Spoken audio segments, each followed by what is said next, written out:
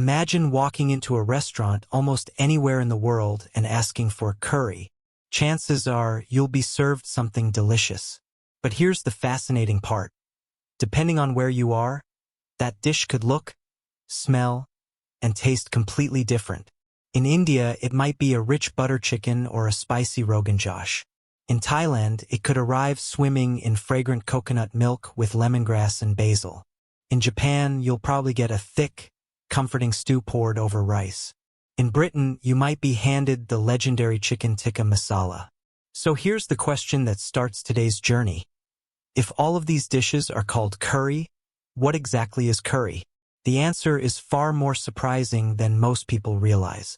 In fact, one of the world's most famous foods isn't actually a single dish at all. It's a word, a misunderstanding, a journey across continents, and perhaps one of the greatest culinary stories ever told. To understand curry, we have to travel back nearly 5,000 years to one of humanity's earliest civilizations, the Indus Valley Civilization. Long before written cookbooks existed, archaeologists discovered evidence that people living around 2600 BCE were already grinding turmeric, ginger, garlic, mustard seeds, and other aromatic spices using stone tools. Chemical analysis of ancient cooking vessels even suggests that these spices were being combined with vegetables and meat in ways remarkably similar to modern South Asian cooking. This means people were enjoying beautifully seasoned meals thousands of years before many of the world's great civilizations had even begun to flourish.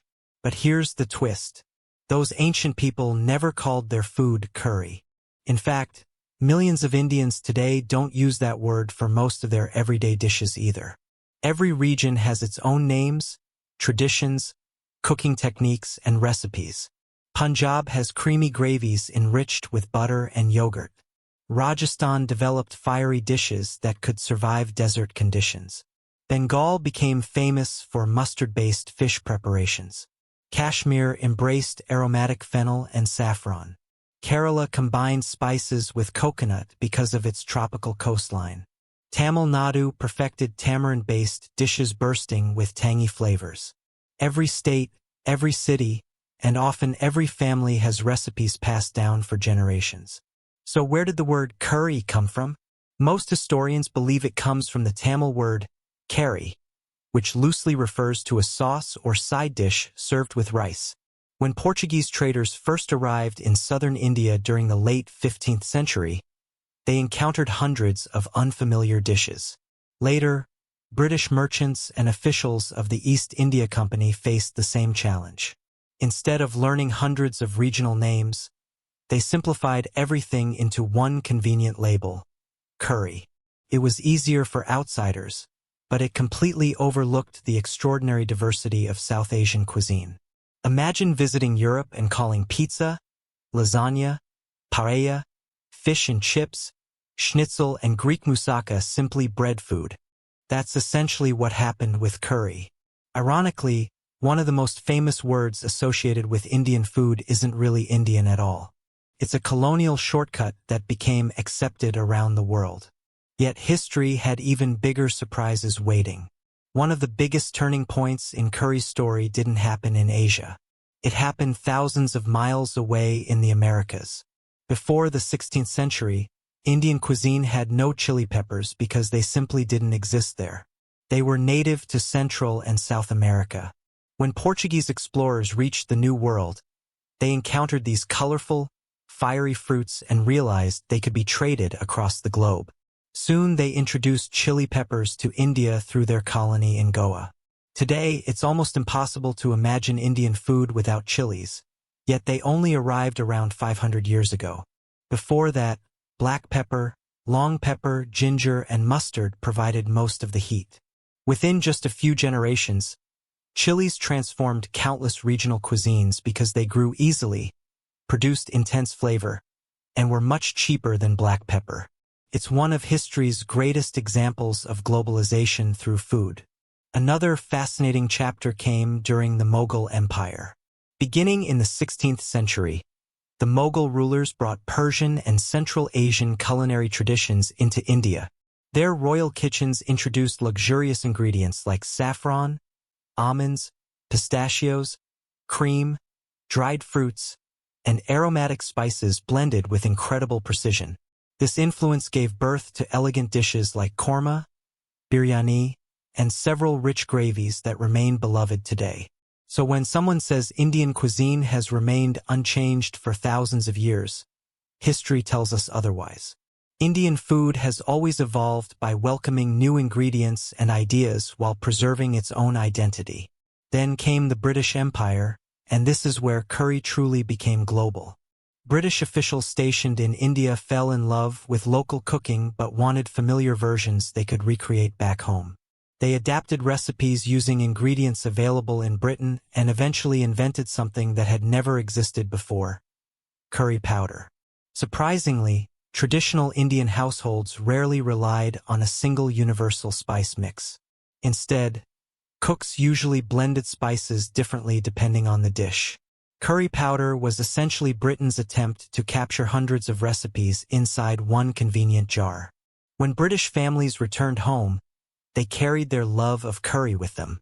Victorian cookbooks began publishing simplified recipes. Curry dinners became fashionable. Soon, restaurants serving Indian-inspired dishes started appearing across Britain. But another remarkable story unfolded after the Second World War. Large numbers of migrants from what is now Bangladesh, especially from the Sylhet region, moved to Britain seeking better opportunities. Many entered the restaurant business. Over time, these family-run establishments became what people simply called curry houses. Interestingly, many dishes served there were adapted specifically for British tastes. Chicken tikka masala, for example, is widely believed to have been created in Britain by South Asian chefs after customers requested more sauce with grilled chicken.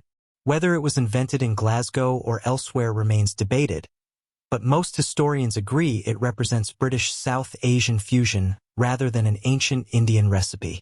This is one reason chicken tikka masala has often been called Britain's unofficial national dish. It symbolizes immigration, adaptation, and cultural exchange rather than belonging exclusively to one nation. Meanwhile, curry was taking another extraordinary journey eastward. During Japan's Meiji era in the late 19th century, curry arrived through the British Royal Navy. The Japanese Navy adopted it because it was nutritious, easy to prepare in large quantities, and helped prevent nutritional deficiencies among sailors. Instead of copying Indian recipes directly, Japanese cooks transformed it into something uniquely their own. They thickened it with a flour and butter roux, reduced the spice level, added onions, carrots, and potatoes, and served it over rice. Today, Japanese curry is comfort food at its finest. Schools serve it regularly. Families prepare it at home. Restaurants specialize in endless variations. Every Friday, many ships of the Japanese Maritime Self-Defense Force traditionally serve curry to help sailors keep track of the days while spending long periods at sea. Some ships even have secret recipes that crews proudly defend against rival vessels. Imagine naval competitions centered around whose curry tastes better. That's how deeply embedded it has become in Japanese culture. Thailand tells another completely different story. Thai curries aren't simply Indian curries with coconut milk. Although Indian traders introduced spices centuries ago, Thai cooks developed an entirely different philosophy. Instead of relying mainly on dried spice blends, they create fresh curry pastes using lemongrass, galangal, kaffir lime leaves, shrimp paste, garlic, shallots, and fresh chilies. These ingredients are pounded together by hand, creating intensely aromatic pastes that become the foundation of green, red, yellow, Panang, and Massaman curries. Massaman curry deserves special attention because it beautifully reflects centuries of international trade. It combines Thai ingredients with influences from Persian, Indian, and Muslim merchants who traveled across Southeast Asia. Even its name is believed to be linked to the word Muslim. It's a living reminder that recipes often cross borders more easily than politics. The Caribbean offers another fascinating chapter. During the 19th century, after slavery was abolished, Large numbers of indentured laborers from India were transported to Trinidad, Guyana, Suriname, Jamaica, and other colonies. They carried spices, cooking techniques, and cherished family recipes with them. Over generations, these blended with local ingredients to produce Caribbean curries featuring goat, chicken, seafood, and vegetables seasoned with regional herbs and Scotch bonnet peppers. Once again, curry adapted without losing its soul. Africa has its own remarkable versions too. South Africa's famous Durban curry is known for its fiery heat and bold flavors, reflecting generations of Indian migration combined with local ingredients. In Malaysia and Singapore, curry evolved into countless Chinese, Malay, and Indian variations that coexist side by side. Perhaps that's curry's greatest strength. It doesn't erase cultures. It absorbs them. Now let's talk about one of curry's biggest misconceptions: the spice level. Many people assume curry automatically means extremely spicy food. That's simply not true. Heat is only one small part of the experience. A great curry is about balance. Sweetness, acidity, bitterness, saltiness, umami, aroma, texture, and warmth all work together. Some curries are incredibly mild. Others are intensely fiery. Spice isn't the goal. Flavor is. Science has also become increasingly interested in curry's ingredients. Turmeric contains curcumin, a compound widely studied for its antioxidant and anti-inflammatory properties. Ginger has long been associated with digestive health. Garlic contains beneficial sulfur compounds. Cinnamon, cloves, cumin, coriander, and fenugreek all contain plant chemicals being researched for potential health benefits. Modern studies continue exploring these ingredients, although scientists also remind us that no single spice is a miracle cure. The greatest benefits come from balanced diets rich in diverse plant foods. Here's another surprising fact many people never notice. There is no official curry recipe anywhere in the world. Unlike foods protected by strict geographical rules, curry constantly reinvents itself.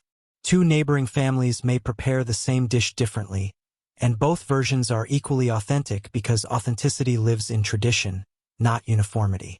That's why arguments about the real curry often miss the point entirely.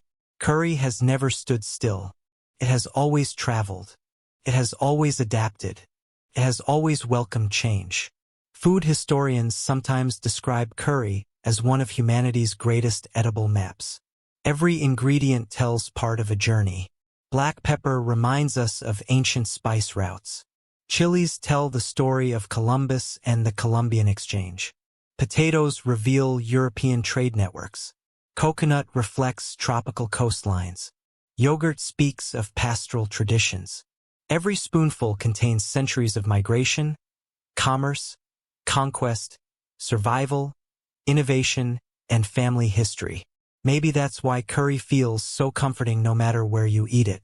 Behind every bowl is someone's home, someone's grandmother, someone's family tradition, someone's memory of another country. So the next time someone asks, "What's your favorite curry?" perhaps the better question is, which curry? Is it a fragrant Thai green curry filled with herbs? A creamy chicken korma enriched by Mughal influence? A hearty Japanese curry served over steaming rice? A spicy gon vindaloo shaped by Portuguese traders? A British chicken tikka masala born through immigration? Or a Caribbean goat curry carrying memories across oceans? Every answer reveals another chapter of an extraordinary human story.